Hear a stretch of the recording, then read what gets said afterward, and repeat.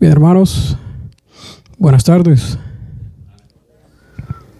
Vamos a continuar con Conflicto de los Siglos y el texto de lectura es un texto en el cual nos habíamos quedado, Apocalipsis 23, fue el que se leyó y se tuvo la oración.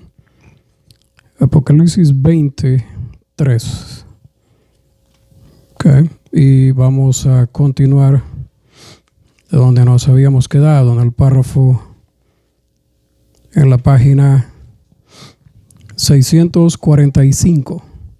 Página 645, el conflicto de los siglos. Por los que quieran ir siguiéndome en la lectura, en el libro, lo pueden hacer. Así es que hablamos en la mañana, en el tema anterior, que era el parte 32. Ahorita vamos con la parte 33 de Conflicto de los Siglos.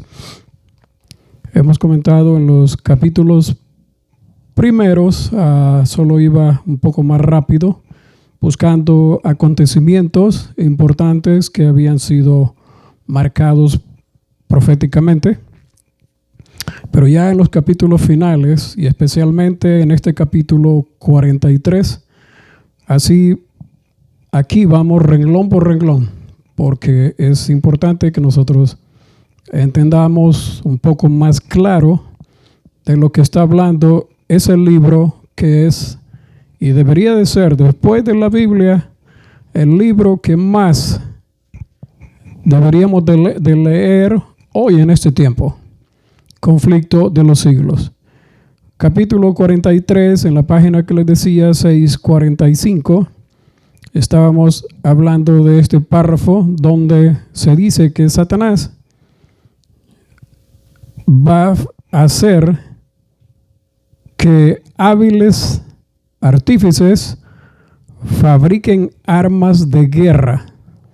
Y decíamos, armas de guerra para pelear, como dice Apocalipsis 19, contra el Cordero, pero dice que el Cordero, dice ya proféticamente, lo va a vencer, porque Él es Señor de señores, Rey de reyes. Ahora es que nosotros debemos de usar también nuestro conocimiento de los acontecimientos actuales. Yo no sé cuántos de ustedes saben de las guerras que están habiendo en el mundo ahora en día. Hay una guerra que ya tiene años, ya pasó de, no sé si son 3 años. Ucrania, Rusia. Y ahora Estados Unidos, Irán. Y con treguas en medio, se detienen, en medio detienen y continúan. Y los noticieros, algunos dicen para rearmarse, para reabastecerse o rearmarse o seguir fabricando armas para seguirse matando o para seguir matando. ¿Y cuánto tiempo utilizan para rearmarse o para fabricar armas de guerra? Noten que no es mucho tiempo porque tienen mucha gente trabajando en esos proyectos y tienen también maquinaria especializada para fabricar armas. ¿Se imaginan ustedes un misil de esos vale millones? Millones. ¿Qué pasaría si esos millones que gastan en misiles los gastaran en otras cosas beneficiosas para la humanidad?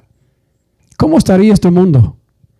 Si todos esos millones que gastan diariamente en armas, lo gastarían en comida, lo gastarían en medicina, lo gastarían en tecnología nueva, lo gastarían en carreteras, lo gastarían en, cosas que ayuden a la población. ¿Cómo sería este mundo? De maravilla, ¿no? Pero qué desgracia que lo que hacen es utilizar millones y millones para matar gente. ¿Y quiénes son los que mueren? No mueren los millonarios, muy raro. No. Los que mueren más que todo son gente pobre y que no tiene nada que ver con esos conflictos. Pero hermanos, ahí vemos nosotros que utilizan poco tiempo para armarse o rearmarse. Y decíamos anteriormente que aquí a Satanás se le va a dar ¿Cuánto tiempo dice la profecía? Un poco de tiempo. No dice un tiempo. Dice un poco de tiempo. Y proféticamente ya sabemos cuánto significa un tiempo, 2 tiempos y medio tiempo. Eso lo sabemos proféticamente. Hermanos, Satanás se le da un poco de tiempo. ¿Para qué? Para que fabrique armas. Y su gente fabriquen armas. Y entonces ahora se enfrenten a pelear contra Cristo. Hermanos, la Biblia dice aquí, el espíritu de profecía, que de sobrado sabe Satanás que está perdido y que va a ser perdido, que va a ser eliminado. Proféticamente ya está escrito que va a ser hecho ceniza, hecho polvo. Y no solo él, todos los que lo siguen también. Malaquías lo dice, Ezequiel lo dice. Serás hecho ceniza. Y Malaquías dice que será Satanás ceniza bajo la planta de vuestros pies. Dios le dice a su pueblo. Hecho ceniza. Pero como él sabe que está perdido, sus ángeles saben que están perdidos y que no tienen escapatoria, sino destrucción, ¿qué es lo que hace? Quiere llevarse tantos como pueda. Quiere hacer perderse a tantos como pueda. Y Satanás está haciendo todo lo posible para que usted y yo nos perdamos. Él está haciendo todo lo posible para que usted se pierda, para que yo me pierda, para que cada uno de nosotros, pequeños y grandes, nos perdamos. Él no pierde tiempo. Nosotros sí perdemos tiempo. Nosotros perdemos tiempo. Lo interesante del caso de esto de perder tiempo es que muchos hermanos pierden tiempo, perdemos tiempo en cosas livianas, cosas que no valen la pena. ¿Cuántos hermanos ahora en día, en este tiempo del mundial, pasaron horas viendo partidos de fútbol, pero no agarraron la Biblia para leer Biblia ni espíritu de profecía? Perdieron tiempo y pierden tiempo viendo partidos de fútbol, viendo novelas, viendo cualquier cosa, cuando tenemos acontecimientos aquí marcados en la historia que eso nos está señalando que el tiempo se acaba, se termina. La gracia se termina, el tiempo se cierra, la gracia, y no habrá más salvación para nadie. Pero lo que hacemos es perder el tiempo. Y otros hermanos pidiendo, hermanos, vamos a tener una semana de oración. Queremos recibir el Espíritu Santo. Yo les he dicho algunas veces, yo creo que ustedes ya lo han oído de mí. A veces, ustedes saben que he repetido muchas veces muchas cosas. Pero la repetición es la madre del conocimiento o del aprendizaje. Si no repetimos, si no se repite, la mamá con la niña, con el niño cuando está tiernito, no toque, no toque, no vaya, no haga, no, y es no, y no, todo el tiempo. Y crece y todavía llegamos a adultos, adolescentes, jóvenes, y el papá, la mamá les dice, no, pero ellos van por el camino que quieren ir. No, y no. Todavía llegamos a viejos y todavía mamá nos dice no. Y no entendemos. Aún así, no entendemos. ¿Qué más tiene que hacer el Señor? ¿Y qué más debería de hacer? Queremos recibir el Espíritu Santo. Queremos una semana de reavivamiento. Correcto, está bien. Pero muchos quieren una semana de reavivamiento, pero no de reforma. Y ustedes saben que reavivamiento no puede ir aparte de la reforma. Los dos van juntos. Pero hay una cosa, hermanos, que tenemos que entender nosotros. Si queremos reavivarnos espiritualmente, también tenemos que reformarnos física, materialmente. ¿Por qué no puede venir el Espíritu Santo a nosotros si no somos transformados? Yo creo que si ustedes se recuerdan lo que se le dijo a Saúl y lo que dijo a Samuel. El Espíritu Santo vendrá sobre ti y serás mudado, cambiado, transformado en otra persona, en otro hombre. Cuando el Espíritu Santo llega, nos transforma, nos modifica, nos cambia. Y muchos hermanos, muchas hermanas tienen miedo a ese cambio porque estamos tan acostumbrados a lo que somos, que ya no se nos puede quitar lo que somos. Y dicen algunos, así soy yo. Así soy yo. Y así me quedo como soy y como estoy. Entonces, ¿para qué quieres un reavivamiento?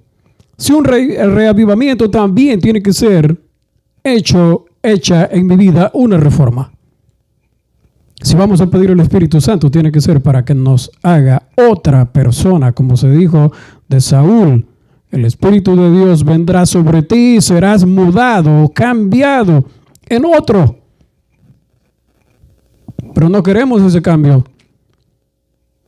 Queremos el amor de Dios, queremos la palabra de Dios, queremos todo lo que Dios ofrece, pero no queremos hacer nada nosotros a cambio. Pero el Señor no puede hacer nada si nosotros no actuamos. Y la actuación nuestra es entregarnos al Señor y estar dispuestos a hacer lo que Él diga. Entonces el diablo va a fabricar, dice aquí el texto, armas de guerra para pelear ¿contra quién? Contra el Cordero. Texto que sigue, párrafo que sigue, en Conflicto de los Siglos. Página 645, ya les dije. Al fin se da la orden de marcha. O sea, ya han fabricado los armamentos de guerra, ya tienen todo listo. Entonces ahora se da la orden de marcha.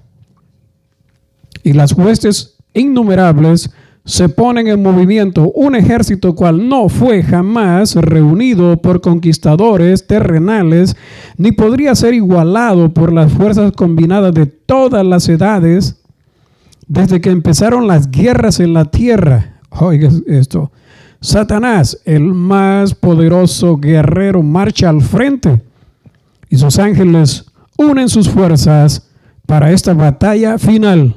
La lucha final entre el bien y el mal. Escuche esto.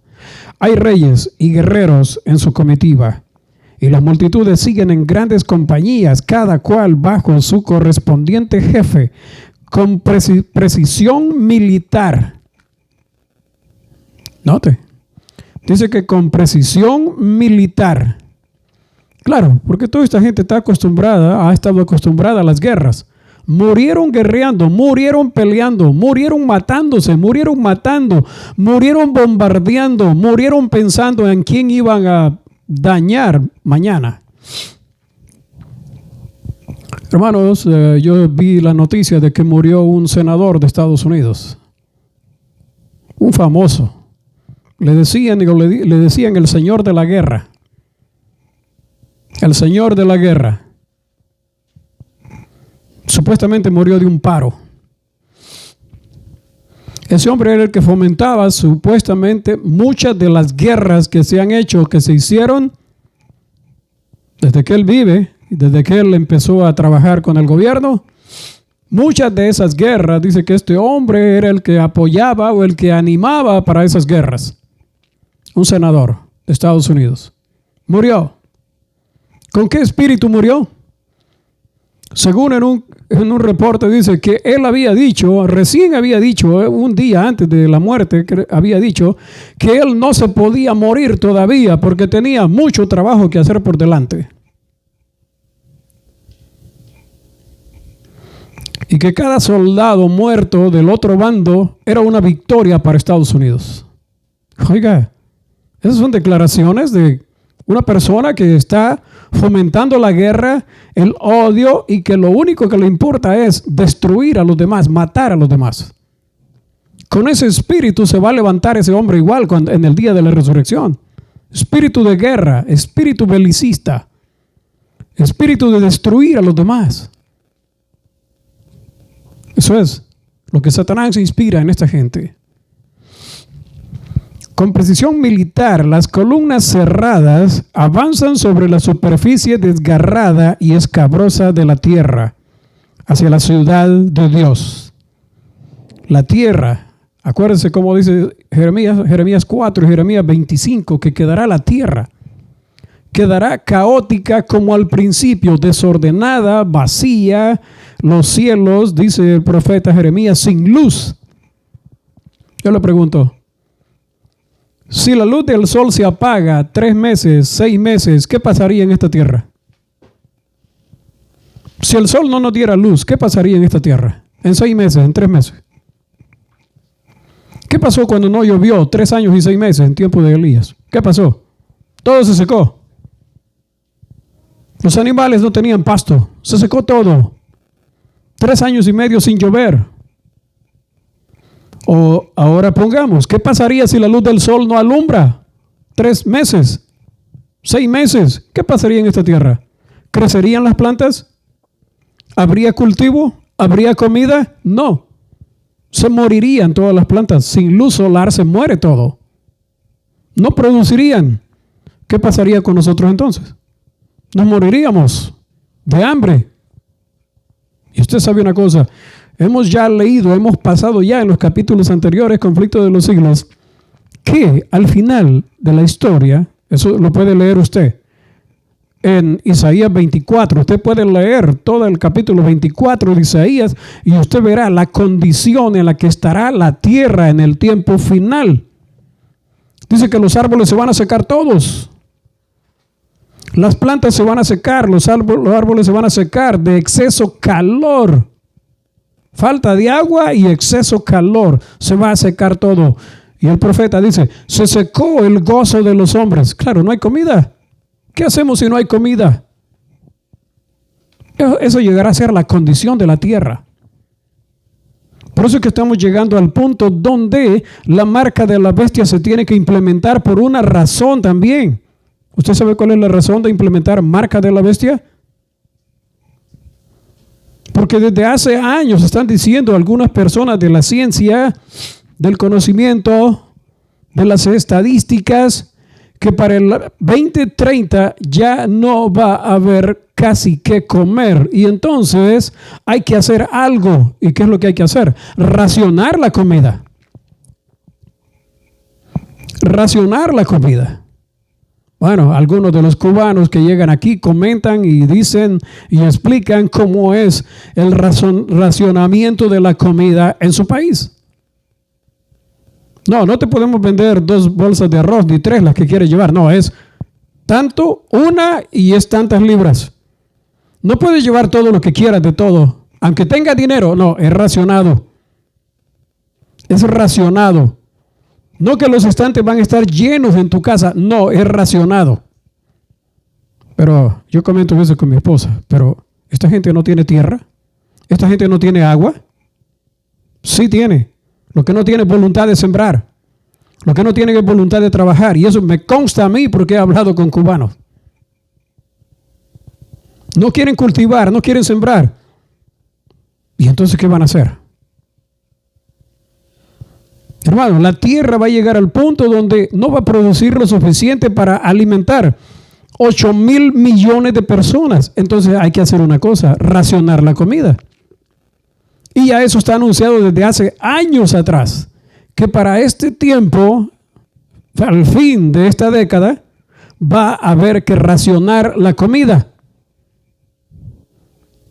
Y entonces hay que implementar algo para racionar la comida. ¿Qué cosa? Una marca, un nombre, un número, un código para que puedas comprar, para que puedas vender. De lo contrario, no podrás. ¿Usted sabía eso? De que el racionamiento de comida va a ser una de las razones para implementar. ¿Y por qué se va a implementar la marca de la bestia? Seguimos. Dice aquí. Entonces Cristo reaparece a la vista de sus enemigos. Bueno, perdón, no había terminado el otro párrafo anterior. Por orden de Jesús se cierran las puertas de la Nueva Jerusalén. ¿Cómo? Por orden de Jesús se cierran las puertas de la Nueva Jerusalén. Ya la Nueva Jerusalén está ¿a dónde? Decíamos esta mañana que vamos a descender ¿cómo? ¿Dentro de la ciudad o fuera de la ciudad? ¿Antes que la ciudad o junto con la ciudad? Vamos a descender antes. Hoy que Jesús venga y nos lleve con Él, vamos a estar, Apocalipsis 20, 1000 años en el cielo, sí. Pero después, dice Apocalipsis 20, cuando los 1000 años sean cumplidos, entonces, cuando se cumplen los 1000 años, entonces ahora desciende Jesús y descienden los salvados adelante de la santa ciudad. Cuando llegamos aquí a la tierra, entonces ahora podremos ver que la ciudad de Dios, la nueva Jerusalén, desciende.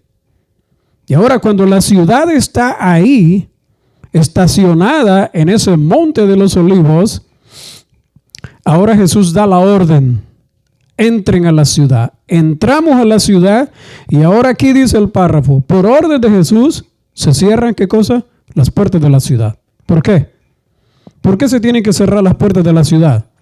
Porque el ejército de Satanás y de todos los perdidos vienen marchando y llegan y rodean la ciudad. Todo alrededor sitian la ciudad.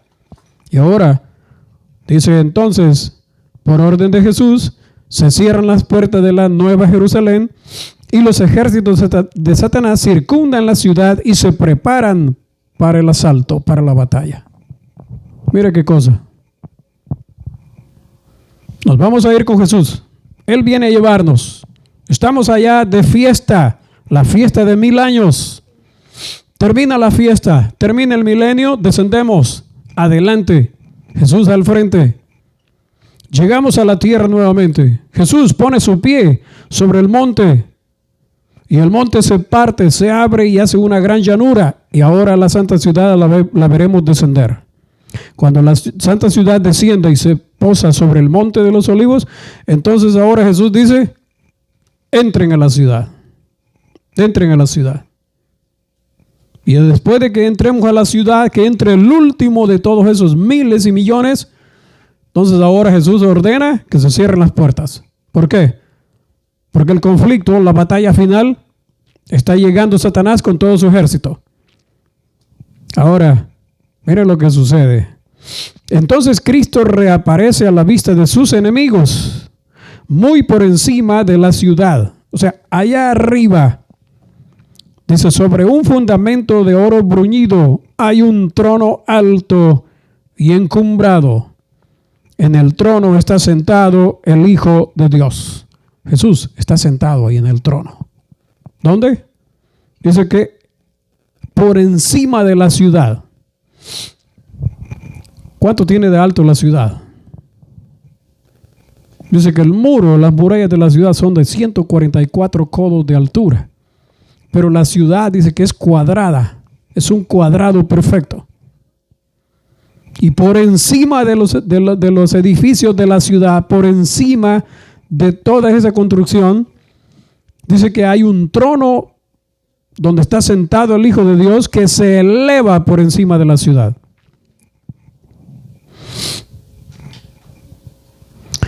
Y en torno suyo están los súbditos de su reino alrededor. Ningún lenguaje, ninguna pluma pueden expresar ni describir el poder y la majestad de Cristo. La gloria del Padre eterno envuelve a su Hijo y el esplendor de su presencia llena la ciudad de Dios, rebosando más allá de las puertas e inundando toda la tierra con su brillo. Y ahora, mire aquí, esto es interesante, porque hay 4 grupos. Habrá 4 clases, 4 grupos. ¿Alguien ha ido alguna vez a un estadio? Y si no ha ido, usted sabe también de que las primeras sillas, las que están más cerca, las que están más enfrente, ¿quiénes las ocupan? ¿Y cuánto pagan? ¿Quiénes las ocupan? Los que pagan más, ¿no? Las primeras sillas, las que están más cerca. Ya. Inmediatos al trono se encuentran los que fueron alguna vez celosos en la causa de Satanás. ¿Quiénes son esos? Miren, los que estén más cerca de Jesús, el grupo de personas que va a estar enfrente, en primera fila, ¿quiénes serán? Dice ahí, los que alguna vez fueron celosos en la causa de Satanás. ¿Quiénes son esos? Los satanistas. Los satanistas arrepentidos. Los satanistas que se conviertan. Los satanistas que dejen de seguir a Satanás. Los brujos, las brujas, las personas que han trabajado arduamente para Satanás, esos serán los que estarán en primera línea, en primera fila, alrededor del trono, los más cerca. ¿Usted sabía eso? ¿Por qué no van a estar los mártires ahí en primera fila? ¿Por qué tienen que ser los que fueron seguidores de Satanás? ¿Por qué? Bueno, muchos siguen a Satanás y muchos han seguido y van a seguir a Satanás. Sí, pero los satanistas son los que han incitado a la gente a dejar a Dios, su palabra, y trabajar para Satanás por medio de brujería, hechicerías, encantos y todo lo que sea. Si se arrepienten, si se convierten y se arrepienten, serán los primeros que estén al frente, adelante. Ese es el primer grupo. Ese será el primer grupo. Ahora, ¿cuál será el segundo grupo? Alguien que está leyendo el libro. ¿Cuál es el segundo grupo? ¿Cuál es el segundo grupo? ¿Ya lo encontraron? Los que están con el libro. Dice, los que fueron celosos en la causa de Satanás, pero que cual tizones arrancados del fuego, siguieron luego a su Salvador con profunda e intensa devoción. Vienen después, o sea, los segundos. ¿Quiénes? Ahí están, los que perfeccionaron su carácter cristiano en medio de la mentira y de la incredulidad. Los que honraron la ley de Dios cuando el mundo cristiano la declaró abolida. ¿Ustedes saben quiénes son? ¿Me puede decir quiénes son? ¿Quiénes serán? ¿Quiénes van a ser? ¿Quiénes van a ser ese grupo? Están ahí en Apocalipsis. Están ahí en Apocalipsis 14. Sí, porque esos son los que van a perfeccionar su carácter en medio de la lucha, la prueba, y cuando no se pueda adorar a Dios sin recibir o rechazar la marca de la bestia. Los 144,000. Ahí está diciendo los que honraron la ley de Dios cuando el mundo la declaró abolida. ¿Y cuándo es que el mundo va a declarar abolida la ley de Dios? Cuando ponga la ley dominical. Cuando en el Congreso, cuando de este país firme el presidente una ley que obligue a guardar el domingo en vez del sábado, eso es una prueba de que se ha invalidado la ley de Dios y se ha puesto la ley del hombre por encima de la ley de Dios. Ese es el segundo grupo. Estarán más allá, un poquito más allá. Mire, primero estarán los otros. Los que fueron celosos en la causa de Satanás. Esos son los primeros alrededor del trono. Los que siguen son los 144,000. Están ahí, alrededor del trono, pero un poco más allá. ¿Quiénes son los terceros? ¿Quiénes son los terceros? Porque hay 4 grupos. ¿Lo encontraron? Y los millones de todas las edades que fueron martirizados por su fe. ¿Quiénes estarán después? Todos los que han muerto, los que han sido martirizados, los que fueron mártires de Jesús. Hay mártires de la antigüedad, pero también hay mártires actuales, hay mártires nuevos. Y acuérdese que todavía habrá mártires en este tiempo. Antes del cierre del tiempo de gracia habrá mártires. Yo no sé cuántos de ustedes se dieron cuenta en las noticias. Hace 1 año y medio, 2 años, un grupo criminal en el Medio Oriente agarraba personas que eran cristianas, les ponían un uniforme anaranjado y se ponía un hombre encapuchado detrás de cada uno y los ponían en fila. Y un hombre encapuchado detrás de cada uno con un cuchillo en la mano. Los herían en el cuello para que murieran desangrados. Y mataron muchísimos cristianos. ¿Y sabe cuál era el delito? Uno de los delitos. Con solo que esa persona tuviera una Biblia, eso era suficiente, porque era catalogado como cristiano. Por eso moría. Por tener una Biblia, por leer la Biblia, por aceptar a Jesús, por la palabra de Dios, esos han llegado a ser y fueron mártires. Y murieron. Y alguien me puede decir, hermano, pero eso no guardaron el sábado. Usted sabe que hay muchos adventistas que tenemos ese razonamiento. No es que el sábado no sea importante, claro que sí. Pero cuando estamos en libertad, cuando tenemos que obedecerlo y guardarlo y sabemos y estamos conscientes. Pero estas personas que no conocían, no sabían. Eran cristianos en un país en África. Los tomaron prisioneros y los ejecutaron por tener y por creer en la Biblia, en Jesús. Oh, hermano, no guardaron el sábado, están perdidos, iban a estar perdidos. ¿Sí? Son mártires de Jesús. Pero muchas veces nosotros no entendemos eso. Habrá sorpresas en el cielo, como también en la crucifixión hubo una sorpresa. ¿O no hubo una sorpresa en el momento de la muerte de Jesús? ¿No hubo una sorpresa? Eran dos ladrones, eran dos asesinos, dos criminales. Uno de ellos le dice, sálvate y nos salvas a nosotros. Y otro le dice, oye, espérate, tú y yo merecemos esta muerte, pero él no, porque él no ha hecho nada. Este hombre es inocente. Pero ese ladrón no solo sabía de que Jesús era inocente, él sabía mucho más. Posiblemente había sido un hijo de alguna mujer judía o de la religión que fuera y le había enseñado, le había dicho o por algún otro informe este hombre había conocido y sabido, oído de Jesús. Porque le dice, este no ha hecho ningún mal. Y lo llama y le dice, Señor, acuérdate de mí cuando vengas en tu reino. Ay, ¿cómo es que sabía del reino de Jesús? Era un criminal, estaba en la cárcel. Fue ejecutado, sí, pero sabía de Jesús. Y en ese final momento él dice, acuérdate de mí cuando vengas en tu reino. ¿Se salvó?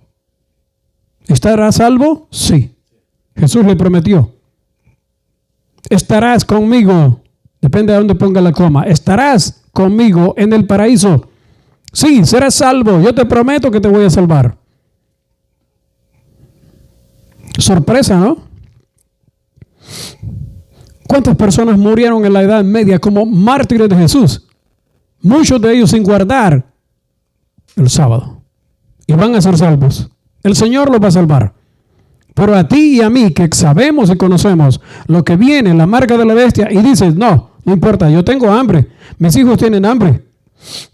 ¿Qué importa que yo claudique en ese mandamiento? Si amo a Dios y sirvo a Dios, Él conoce y me va a perdonar. No te va a perdonar porque tú sabes. Otros no supieron lo que tú sabes. Tú y yo sí sabemos. Los millones de todas las edades que fueron martirizados por su fe. ¿Y quién sigue? ¿Cuál es el cuarto grupo? Ese es el tercer grupo, están más allá. Y ahora el cuarto grupo que está al final, casi a la orilla, cerca de las puertas de la entrada de la ciudad. Pero no importa, con tal que estén adentro. ¿Quiénes son los que siguen? Y más allá está la grande multitud, la grande muchedumbre que nadie podía contar, de entre todas las naciones y las tribus y los pueblos y las lenguas, de pie ante el trono y delante del Cordero, revestidos de ropas blancas y teniendo palmas en sus manos. Su lucha terminó, ganaron la victoria, disputaron el premio de la carrera y lo alcanzaron.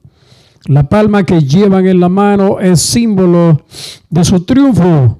La vestidura blanca, emblema de la justicia perfecta de Cristo, que es ahora de ellos. Esa es la gran muchedumbre que nadie puede contar. ¿Dónde estará? Al final.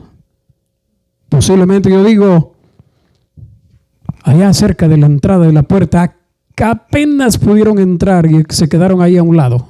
Están ahí. Yo le digo al Señor, cuando se cierren las puertas de la ciudad, por lo menos que yo sea el último que entre, pero que entre. Con tal que la puerta se cierre después de que yo entre, no importa, ciérrala después, pero que ya haya entrado yo, que ya hayas entrado tú, si nos toca estar ahí. Como en el arca de Noé, ¿no? Sí. Si la puerta estaba abierta, a entrar. Una vez cerrada la puerta, ya no se puede entrar. Hermano, la puerta de la gracia está abierta para ti, para mí, para todos nosotros. Deberíamos y debemos de entrar hoy. Deberíamos de entrar hoy. ¿Y de qué manera vamos a entrar? Con nuestra vida, haciendo lo que Dios quiere que hagamos. Sirviendo a Dios como Él quiere que sirvamos. Los redimidos entonan un canto de alabanza que se extiende y repercute por todas las bóvedas del cielo. Atribúyese la salvación a nuestro Dios, que está sentado sobre el trono, y al Cordero. Ahora, interesante, ¿no? ¿A cuánto se menciona ahí? Un texto del espíritu de profecía favorito para los que niegan que exista Espíritu Santo. ¿Ya ven? Ahí dice que el que se sienta en el trono, y ¿quién más? El Cordero. No hay más. Son los únicos. Solo son dos, el Padre y el Hijo. Espíritu Santo, dicen algunos, es producto del poder del Padre y del poder del Hijo. Y entonces ahora se forma el Espíritu Santo. Eso es lo que están enseñando y creyendo algunos en la iglesia ahora en día. ¿Ustedes sabían eso? Solo es el Padre, dicen, y solo es el Padre y el Hijo. El Espíritu Santo no. Ese no. Y algunos dicen, sí, es persona. El Espíritu Santo es persona. Porque procede de la persona del Padre y de la persona del Hijo, entonces es persona. Pero, ¿qué contradicción es esa? ¿Es persona o no es persona? Es persona, entonces persona impersonal. ¿Entiende eso usted? Ellos mismos se contradicen con lo que digo. No es el tema ahora, pero estoy comentando eso por el texto que está ahí. Pero hermanos, podemos tener un tema un poquito más específico, para que entendamos que el Espíritu Santo sí existe, y es una persona separada de la persona del Padre y separada de la persona del Hijo. Porque los que dicen que son antitrinitarios en realidad creen en otra Trinidad. Una Trinidad diferente, pero creen en tres. Oh, no, sí. Es el Padre, es el Hijo y es el Espíritu Santo, producto de el poder del Padre y del poder del Hijo. Entonces, ¿qué me estás diciendo? Que hay un tercero, pero que no es tercero. Quiero un razonamiento, bueno, después, porque hay mucho más que eso. Hay mucho más que eso. Pero aquí este texto lo utilizan para eso, para decir, ya ven, ahí solo aparece el Padre y el Cordero. Ahora, dice aquí, ángeles y serafines unen sus voces en adoración al ver los redimidos, el poder y la malignidad de Satanás. Han comprendido como nunca antes que ningún poder fuera del de Cristo. Escuche eso acá. Por eso tenemos que estudiar nosotros y analizar. ¿Qué dice ahí? Ningún poder, ¿lo están leyendo? Ningún poder fuera del de Cristo habría podido hacerlos vencedores. ¿Qué? Ahí dice que ningún poder fuera del de Cristo podría haberlos hecho vencedores. Ahora yo le pregunto, ¿y el poder del Padre entonces? Pregúntese usted. Únicamente Cristo podría hacerlos vencedores, pero el poder del Padre, ¿dónde queda? ¿Es menor que el de Jesús? ¿O no sirve para nada? Razonemos. Ahí dice que ningún poder fuera del de Cristo. Entonces, ¿dónde queda el poder del Padre? ¿El Padre no es Salvador? ¿El Padre no es Redentor? ¿El Padre no es Dios? Hermanos, note que los mismos textos están diciendo cosas aquí que si no las entendemos correctamente, vamos a tergiversar la Escritura y vamos a tergiversar el espíritu de profecía. Claro que hay poder fuera de Jesús que puede salvarnos también. ¿Cuál es ese poder? El poder del Padre. ¿Quién fue el que dio a Jesús? El Padre. Dio a su Hijo unigénito. Solo que hay una razón bien sencilla para entender esto. No es que el poder del Padre no cuente, sino que hay una razón. ¿Quién fue el que murió en la cruz? ¿El Padre murió en la cruz? ¿El Espíritu Santo murió en la cruz? algún ángel de Dios murió en la cruz. No, el que murió en la cruz fue Jesús. Y ahí lo que está diciendo es que Jesús es el único que puede salvar al hombre, porque fue el ser divino único que murió en la cruz. El Padre no murió en la cruz. Pero no es que no tenga poder para salvarnos, y que únicamente Jesús podía salvarnos. Sí, a través de Él. Pero allí el texto, si lo entendemos literalmente como está escrito ahí, entonces el Padre no puede salvar. El Padre no podría salvarnos. ¿Ven el razonamiento de esta gente? Que queda fuera de sentido cuando estudiamos y analizamos. Claro que sí. Pero no, porque no murió el Padre, murió el Hijo. Esa es la razón por la cual se escribe eso ahí. Ningún poder fuera del de Jesús puede salvarnos. Claro que sí, ¿verdad? Esa parte. Ahí. Pero no es que Dios el Padre no tenga poder de habernos salvado. De alguna manera Él nos podría haber salvado. Si no era la muerte de Jesús, Él podría habernos salvado de otra manera. Pero como fue la muerte de Jesús la que fue aprobada por el cielo, por la divinidad, esa es la razón por la cual se escribe eso ahí. Entre toda esa muchedumbre, ni uno se atribuye a sí mismo la salvación. ¿Quién se la puede atribuir? Nadie. Como si él hubiese prevalecido con su propio poder y su bondad. Nada se dice de lo que han hecho o sufrido, sino que el tema de cada canto, la nota dominante de cada antífona es salvación. Y vuelve a decir, a nuestro Dios, o sea, al Padre, y a quién más, al Cordero. ¿Ya ven? ¿Dónde está el Espíritu Santo? Así dicen. ¿Ya ven? ¿Están leyendo, hermano? ¿Están leyendo? ¿Dónde está el Espíritu Santo? ¿Verdad que no está? ¿No aparece? A ver, pruébeme a alguien que aparece. No, pues todos callados, ¿no? No aparece, hermano, tiene razón.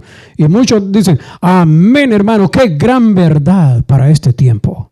Oh, se están haciendo de que ellos son los predicadores de la verdad presente. ¿Cuál es la verdad presente para ahora en día? Díganme ustedes, ¿cuál es la verdad presente? Esa es la verdad presente. ¿Qué es lo que Dios ha mandado a predicar? ¿A decir de que el Espíritu Santo no es persona? ¿A decir que el Espíritu Santo es algún producto del Padre y del Hijo y ahora se forma un tercero? ¿Esa es la verdad presente? No, pero están perdiendo el tiempo buscando todos los textos habidos y por haber, Biblia y Espíritu de profecía, para enseñar una supuesta verdad presente que ellos se han inventado. Cuando la Biblia, Espíritu de profecía, en ninguna parte dice que ese es el tema que tenemos que poner sobre la mesa a investigar y a darlo como verdad presente. Eso no es verdad presente.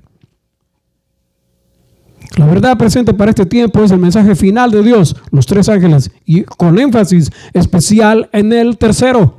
Esa es la verdad presente. Todo lo demás no es verdad presente.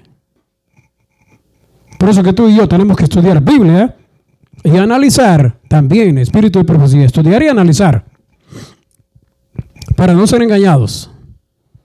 Porque Jesús lo dijo y lo advirtió, Mateo 24, mirad que nadie os engañe. ¿Por qué? En el tiempo final. ¿Cuántos hermanos hay engañados ahora en día? Y lo que están haciendo es buscando y rebuscando y rebuscando y rebuscando a dónde hay textos y a dónde hay citas para poder contradecirse y contradecir y enseñar a otros de esa manera. Eso es lo que están haciendo. Pero seguimos un poquito. En presencia de los habitantes de la tierra y del cielo reunidos. Escuche ahí. En presencia de los habitantes de la tierra y del cielo. Y yo diría ahí, del universo entero. ¿De qué manera? ¿De qué manera? En presencia de los habitantes de la tierra y de todo el cielo.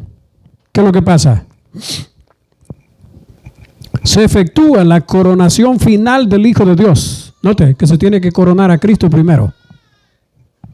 Se tiene que coronar a Cristo primero antes de ser destruido Satanás y sus ángeles y los impíos. Se tiene que coronar a Cristo primero. Ese es el orden profético que está ahí.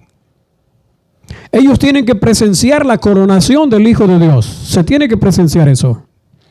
En presencia de los habitantes de la tierra y del cielo reunidos, se efectúa la coronación final del Hijo de Dios. Y entonces, revestido de suprema majestad y poder, el Rey de Reyes falla el juicio de aquellos que se rebelaron contra su gobierno y ejecuta contra los que ejecuta justicia contra los que transgredieron su ley y oprimieron a su pueblo. El profeta de Dios dice: vi un gran trono blanco y al que estaba sentado sobre él, de cuya presencia huyó la tierra y el cielo, y no fue hallado lugar para ellos. Y vi a los muertos pequeños y grandes. ¿Cuáles son esos muertos pequeños y grandes? No son los salvados, son los perdidos, hermano. Los muertos pequeños y grandes estar en pie delante del trono, y abriéronse los libros, abrióse también otro libro que es el libro de la vida, y los muertos fueron juzgados de acuerdo con las cosas escritas en los libros según sus obras. ¿Qué se hace primero antes de la ejecución de los impíos? ¿La coronación de quién? La coronación de Jesús. Todo el cielo presencia, todos los habitantes de la tierra, tanto salvados como perdidos, que ya han sido resucitados por el Señor. Todos, y rodeando la ciudad, todos ellos. Y nosotros dentro de la ciudad, tú y yo, si nos hemos merecido entrar dentro de la ciudad, estaremos contemplando también dentro de la ciudad ese trono blanco que está elevado por encima de la ciudad, y el ejército de Satanás y Satanás estarán rodeando la ciudad, y todos y el universo entero estarán mirando la coronación final del Hijo de Dios. Señor, pero ¿cómo le vas a hacer para poder que todo el universo vea si son galaxias y galaxias y galaxias y millones y millones y millones de años volando a la velocidad de la luz para que desde allá vengan para acá? Bueno, ¿y qué tan bajo hacemos el poder de Dios? Algo que esté pasando ahora en cualquier punto del mundo, nosotros lo podemos ver en tiempo real en una pantalla de lo que sea, de televisión o un screen de lo que sea, y podemos mirar eso en tiempo real en el momento que está sucediendo, ¿sí o no? Y esa es la tecnología humana, que no es tecnología humana, es tecnología de Dios, porque Dios es el dueño de la tecnología, de la ciencia. Ahora díganme ustedes, ¿no puede Dios hacer de que en alguna parte del cielo se pueda presentar una pantalla gigante, enorme, cual se vea a millones y millones de años de distancia, y se pueda contemplar desde allá como que si alguien está viendo una pantalla gigante, una televisión, y pueda contemplar ahí todo esto? Claro que sí. ¿De qué manera lo va a hacer Dios? Nuestro pensamiento y nuestra mente es tan pequeña, tan finita a comparación de la mente y el poder de Dios, que nosotros... ¿Y cómo le va a hacer? ¿Y cómo le va a hacer? Lo vamos a ver los que estemos ahí alrededor de la ciudad y los que estemos dentro, pero ¿y cómo le va a hacer Dios para que todo el universo, los seres creados que Él tiene lejísimos de acá o de allá, ¿y cómo le va a hacer para que lo vean? ¿Cómo le hacemos para comunicarnos en tiempo real hoy en día? ¿Quieres ver a tu mamá? Quiero ver a mi mamá. Ponemos FaceTime y en el teléfono estamos conversando con ella y estamos viéndola. Me mira y la veo. Oh, ya estás más canosita, ya estás más canosito. Oh, ya mamá, ya tienes más arrugas. O hijo, ya tienes arrugas, hijo. Y la estoy viendo en tiempo real, estoy viendo en el momento. Y veo a ella y ella me mira a mí. ¿No es eso? Ahora en día la tecnología. ¿Y qué puede hacer Dios? Me gusta, como decía en la mañana, como describe un profeta no aceptado por la iglesia. Dice que los ángeles de Dios, cuando llegan acá a esta tierra, ellos tienen sus escudos y tienen él dice como una especie de tableta, una tablet. Ellos ahí leen los mensajes. enviados del cielo. ¿Proteges o no proteges? ¿Dejas solo o lo proteges a fulano y a este otro? Ellos reciben órdenes. Eso es vía, como les decía en la mañana, vía no satélite, sino intergaláctica. Es Dios, es el poder de Dios. Dios se comunica a través de eso y se ha comunicado con sus ángeles y los envía a todas las partes del universo. Ellos allá reciben órdenes y esa orden llega hasta allá, porque esa es la tecnología de Dios. No se compara a la tecnología del hombre. Y ustedes sabían que nosotros la tecnología que recibimos, por la que pagamos hoy en día, pagamos aquí algo que está 5 años atrás o 10 o más atrás de lo que tienen ya el gobierno. Las empresas no sueltan esto, la tecnología no lo sueltan. ¿Por qué? Porque esa es tecnología que solo la pueden utilizar posiblemente algunas agencias, los militares o algo otros más. Y a nosotros nos van dando lo ya obsoleto de 5 años, 10 años atrás, lo que no sirve para ellos, que ya quedó, que no es más. Eso es lo que le van vendiendo a nosotros y nos lo venden caro. Tenemos que pagar caro por eso. Ahora, note aquí, otro pasaje, otro texto. Yo creo que ya vamos a ir cerrando, porque después continuamos con el capítulo 43. Esto da para todavía un poco más. Apenas se abren los registros, acuérdense que estaba hablando aquí en el párrafo anterior del libro de la vida y los otros libros también. Apenas se abren los registros y la mirada de Jesús se dirige hacia los impíos. Acuérdense que los impíos están fuera de la ciudad, Satanás y los impíos.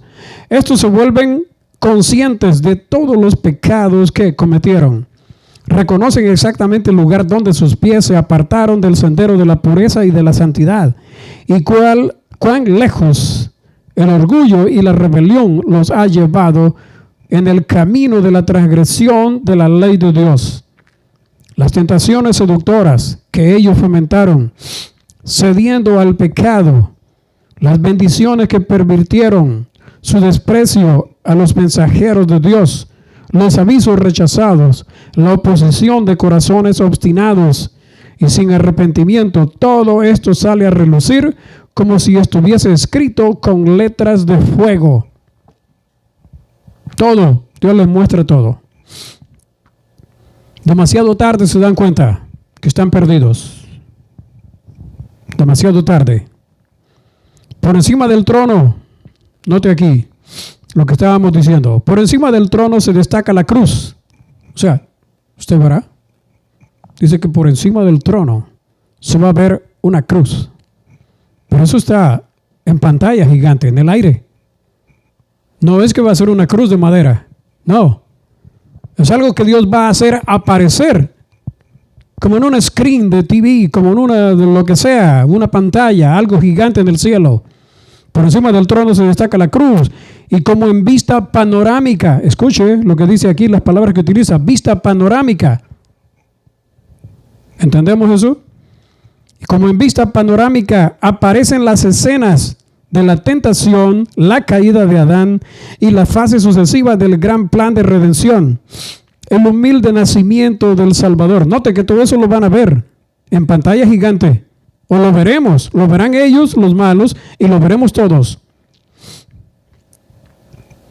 El humilde nacimiento del Salvador, su juventud pasada en la sencillez y en la obediencia, su bautismo en el Jordán, el ayuno y la tentación en el desierto, su ministerio público que reveló a los hombres las bendiciones más preciosas del cielo, los días repletos de obras de amor y misericordia, y las noches pasadas en oración y vigilia en la soledad de los montes, las conspiraciones de la envidia y del odio y de la malicia con que se recompensaron sus beneficios, la terrible y misteriosa agonía en Getsemaní, bajo el peso anonadador de los pecados de todo el mundo, la traición que le entregó en manos de la turba asesina, los terribles acontecimientos de esa noche de horror, el preso, resignado y olvidado de sus discípulos más amados, arrastrado brutalmente por las calles de Jerusalén, el Hijo de Dios, presentado con visos de triunfo ante Anás, obligado a comparecer en el palacio del sumo sacerdote, en el pretorio de Pilato, ante el cobarde y cruel Herodes, ridiculizado, insultado, atormentado y condenado a la muerte. Todo eso está representado a lo vivo. ¿Cómo? ¿Entendió eso? En pantalla gigante. Todo se verá. La cruz aparece primero. Y después todas las escenas de la crucifixión. Todo se verá arriba. ¿Y cómo dice ella que va a estar la multitud? Afuera, Satanás y todos, mira así mirando así,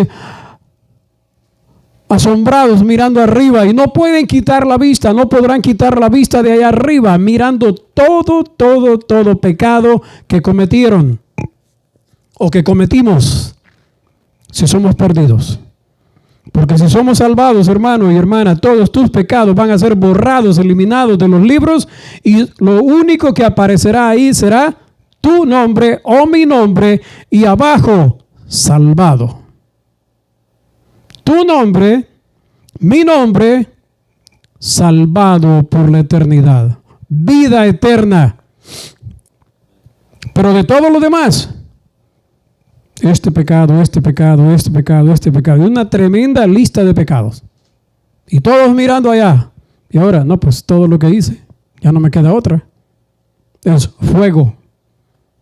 Y afuera de la ciudad, esperando en qué momento el Señor va a hacer descender fuego del cielo. Sí, pero todo esto tiene que pasar antes de que el Hijo de Dios sea, antes de que la ejecución de los impíos sea ejecutada.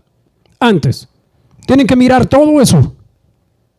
¿Se imagina todos los pecados que hemos cometido alguna vez y de los que no nos arrepentimos, y si llegamos a perdernos, y toda la lista de pecados y toda mi vida y todo lo que he hecho, y mirar todo lo que el Señor ha hecho, todo lo que Dios ha hecho, y estarlo mirando en pantalla gigante, estar mirando como mirar una película, estar viendo todo y recordar todo exactamente? ¿Habrá excusa? ¿Habrá excusa? No, hermano, no habrá excusa. Todos nuestros pecados saldrán a relucir. Pero si tú los confiesas antes, si tú dices al Señor que te perdone, si tú te arrepientes, si yo me arrepiento y los confieso, el Señor lo que hace es borrarlos. Y solo tu nombre y mi nombre permanecerá ahí escrito, pero escrito en el libro de la vida. No en los libros como registros de pecados, sino, sí, pecados, pero confesados, arrepentido, confesado y perdonado. Y abajo, título, vida eterna. ¿Queremos eso? ¿Queremos eso? Espero que sí.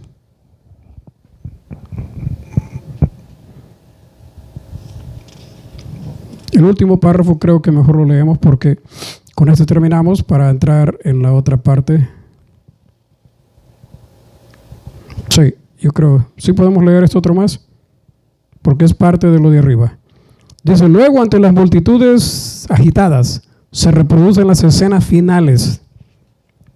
El paciente varón de dolores, me faltaba acá, pisando el sendero del Calvario, el príncipe del cielo colgado en la cruz, los sacerdotes altaneros y el populacho escarnecedor ridiculizando la agonía de su muerte, la muerte de Jesús. La oscuridad sobrenatural, el temblor de la tierra, las rocas destrozadas y los sepulcros abiertos que señalaron el momento en que expiró el Redentor del mundo. Ustedes saben que cuando Cristo resucitó, resucitaron con Él muchos de los que habían muerto. Y saben una cosa, que los que resucitaron ahí también resucitaron gigantes. Cuando Jesús resucitó, también resucitaron gente de la raza longeva, gigantes, grandes, de estatura, de elevada estatura, como lo vimos anteriormente, que vivieron en el diluvio, antes del diluvio. Sí, porque había gente que eran siervos de Dios, fieles a Dios, y que eran de esta raza longeva. Y no solo longeva, sino sabios y altos también. Y dice la Escritura que se anduvieron apareciendo a muchos en la ciudad. ¿Se imagina usted en Jerusalén? La Escritura no lo dice, pero encontrarse con alguien de los antediluvianos y ¿Y este hombre de dónde apareció? Es más del doble de alto que los que he visto ahora. Gigante. Sí, pero aparecieron. La escritura dice que se aparecieron. En el espíritu de profecía encontramos que aparecieron. ¿Cuándo fue marcado? ¿Cuándo fue marcado el sepulcro? ¿Cuándo es que abrió el sepulcro? Se abrieron.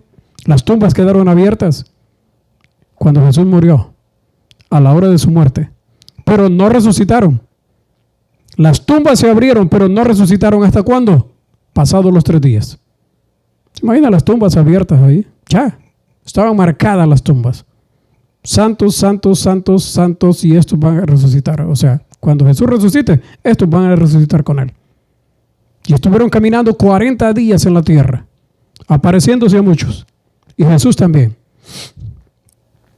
¿Se imagina Jesús? Aparecía como el hombre normal que habían visto los discípulos. Pero luego caminaban junto con Jesús algunos que eran más del doble de él de altos. Sí, pero cada quien conocía. Él es Jesús. ¿Y este otro quién es?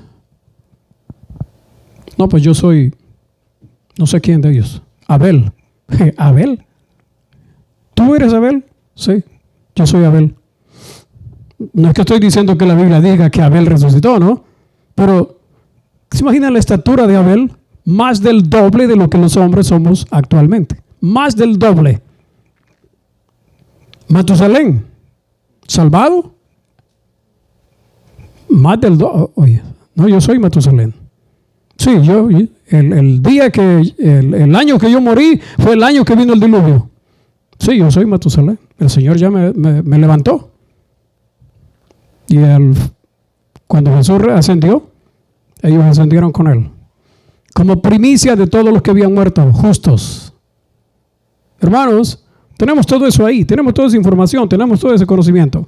Vamos a quedar acá y vamos a continuar después con más de este capítulo 43.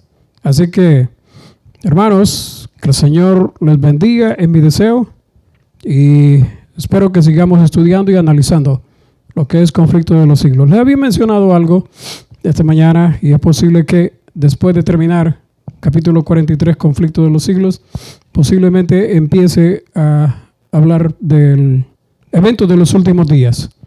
El material que está aquí es variado y muy bueno también, así que si pueden conseguirse eventos de los últimos días para que lo tengan y empecemos a estudiar eventos de los últimos días, sería bueno.